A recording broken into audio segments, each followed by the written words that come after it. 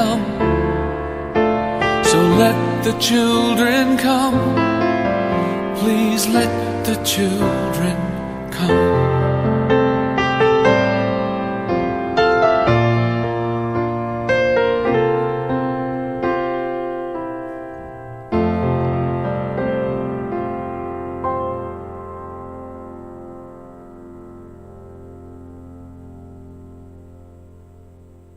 Bro, bukatas imong dagway oy. Mura magagidat-ugan sa kalibutan.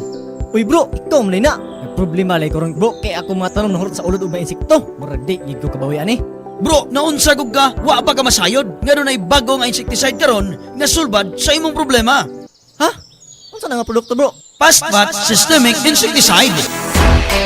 Kini ang pinakabago ug epektibo nga insecticide nga manutsuhot sa tanang parte sa imong tanom. Aron patyon, ang dangan sama sa stem borer, likis-likis, armyworm, blackbugs, tiyangaw ug uban pang mudaot sa imong tanom. Uy, ninduta ng fast-fat systemic insecticide bro oy. Yes, kay ang fast-fat systemic insecticide isa kini ka kalidad nga produkto nga hinimo sa Zengman Crop Protection Philippines Incorporated, mapalit sa mga agricultural supply sa inyong lugar.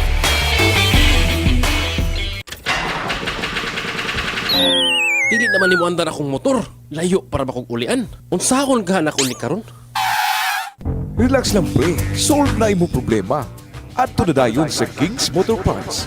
Gings Motor Parts? Oo, King's Motor Parts. Anani mo tang sa Purok 1, Barangay 2, San Francisco, Agusan del Sur. Kumplito sila sa tanang mga genuine nga piyesa sama sa Yamaha, Honda, Kawasaki, Suzuki ug uban pa. Ang King's Motor Parts, ipregyahan ni Mr. and Mrs. Tincio Pernia. Supre, ay napaglangan. Pat sila.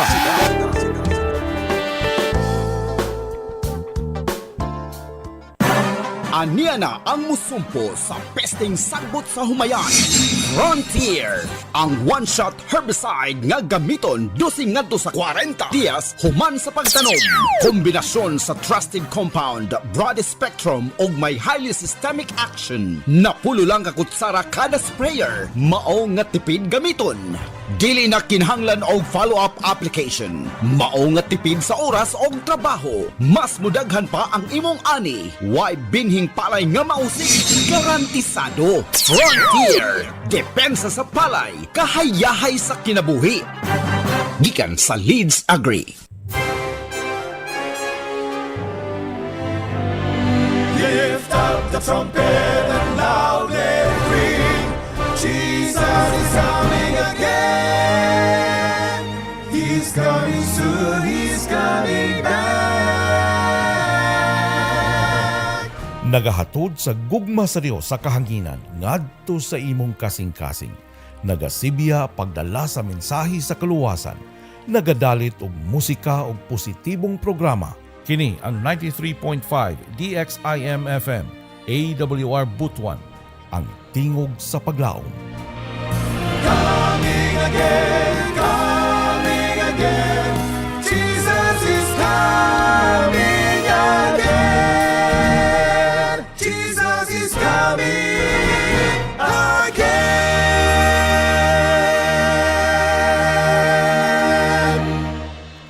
Check your time, it is now 12 o'clock in the afternoon. Broadcasting here from your credible and trusted radio station, the DXIM 93.5 Hope Radio Philippines, Butuan. Today is Friday, August 18, year 2023, and this is Kapaglaong Kladikilan, bringing you the latest news from local, national, and international news that shows the soon coming of our Lord Jesus Christ. For today's headlines for our local news, COPS delivers 81 operational accomplishment in Agusan del Sur. Meanwhile, for the national news, Jay Sonsa ordered release but remains in jail. And 4Ps to get 112.8 billion in the proposed 2024 national budget.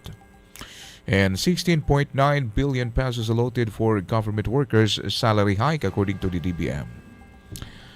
Most Filipino wants expanded Philippine and U.S. military cooperation, according to a survey.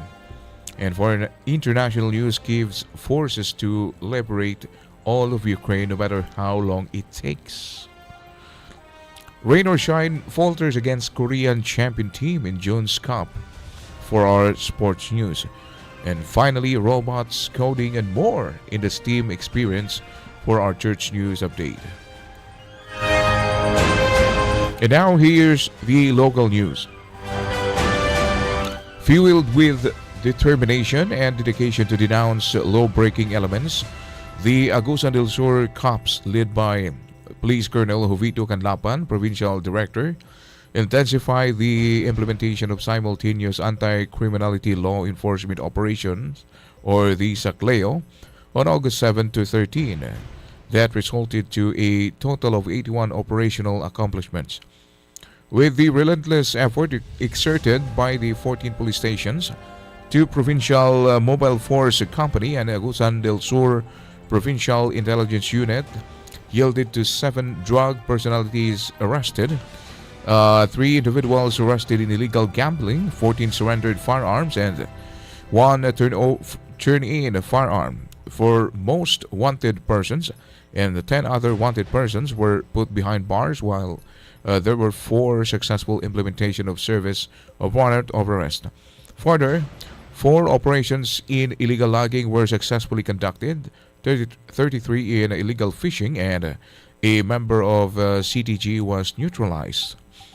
All arrested persons have been placed under police custody while charges against them are being prepared for filing in court. This is in line with the process excellence perspective of the PNP Patrol Plan 2030 under the objective improving the crime prevention and the solution efficiency of the Provincial Police Office. And for our national news, Quezon City Regional Trial Court Judge Editha Mina Aguba has ordered the release from the detention of former newscaster and talk show host Jay Sonsa.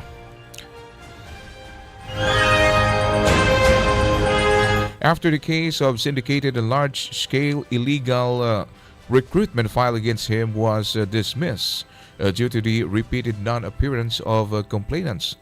Upon motion of accusers without objection on the part of the people, considering that with the non-appearance of private complainants, the guilt of the accused could not be proven beyond reasonable doubt. The instant case is hereby dismissed provisionally with the express consent and conformity of the accused, according to the judge. Sonsa was scheduled to depart for Hong Kong on July 18 when immigration officials prevented him from boarding his flight after learning that an active warrant for syndicated and large-scale illegal recruitment had been issued against him. Despite the release order, Sonsa will remain in detention over a libel case filed against him before the Quezon City RTC Branch 77, said a jail official who requested anonymity. In 2004, Sonsa ran for the Senate under Action Democratico. He lost in the elections but later became the UNTV station manager from 2004 to 2009.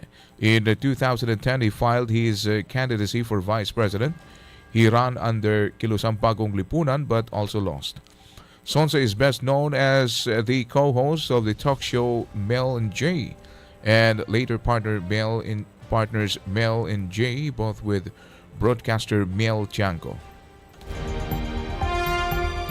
A total of 112.8 billion pesos in the 2024 National Expenditure Program will be allocated for the Pantawid Pamilyang Pilipino Program, or 4Ps, of the Department of Social Welfare and Development, which is targeted to assist 4.4 million eligible households. Department of Budget and Management Secretary Amina Pangandaman highlighted that the amount is an increase of 10.23 billion relative to the 102.61 billion budget set in the 2023 General Appropriations Act, or DIGA. Secretary Pangandaman outlined the proposed allocation, which includes a significant 161 billion in various cash grants such as 750 pesos per month for health subsidies catering to 4.4 million households, educational subsidies ranging from 300 to 700 per month for over 7 million students, and 600 pesos per month as rice subsidies for, say, 4.4 million households. In his budget message, President Ferdinand Marcos Jr. recognizes the ongoing struggle of many citizens, particularly the most vulnerable, with the persistent harsh effects of the pandemic despite the World Health Organization's lifting the global emergency status for COVID-19 on May 5 this year. The 4Ps is a human development program that provides conditional cash grants to the poorest of the poor families to improve the health, nutrition, and education of children aged 0 to 18.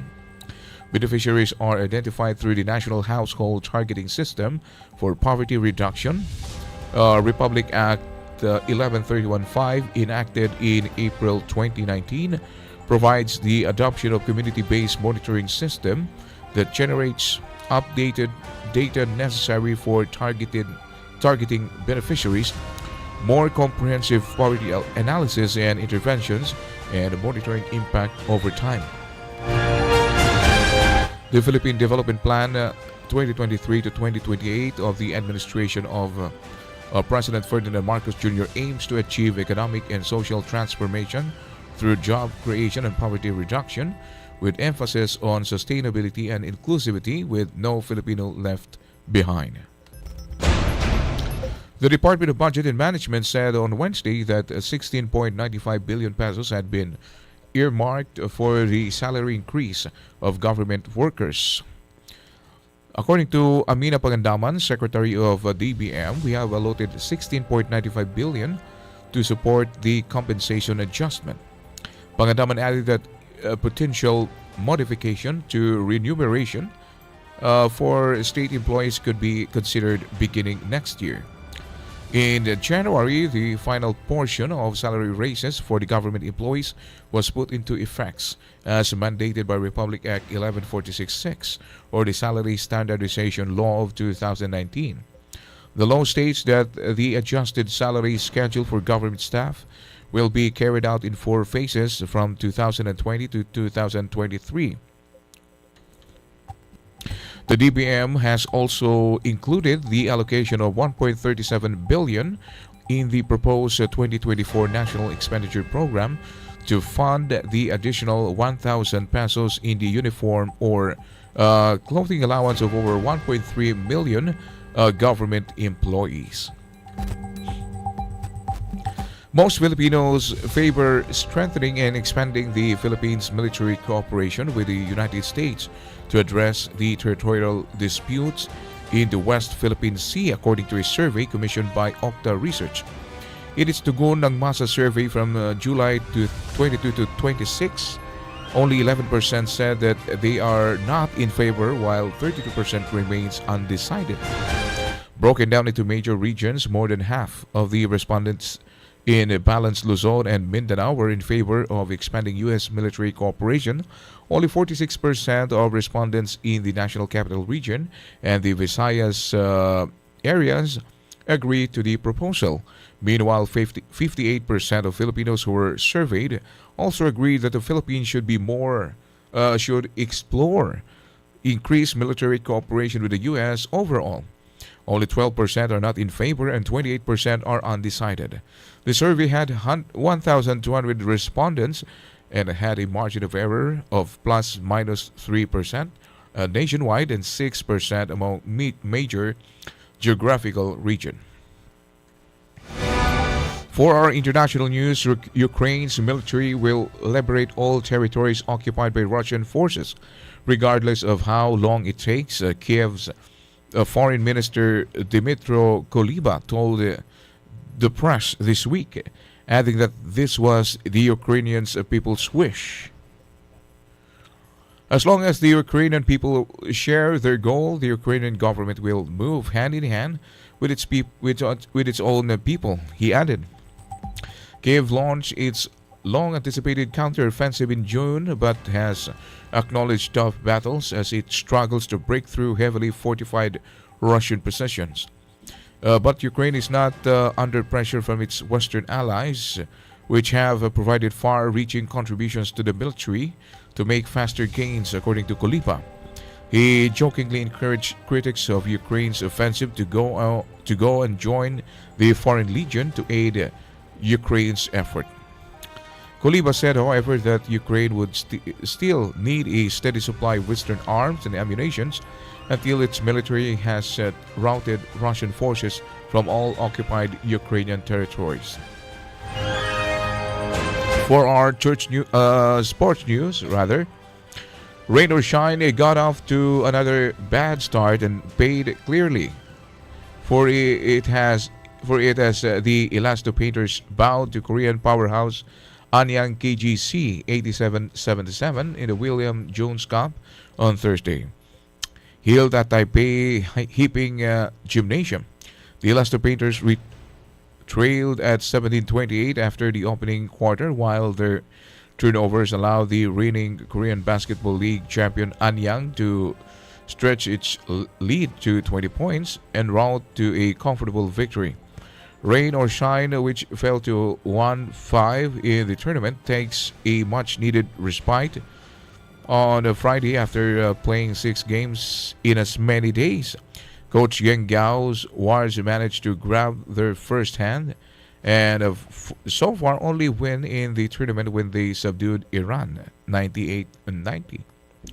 Anyang KGC improved to 4-1. Radar Shine returns to action on Saturday when it faces Japan under 22 squad.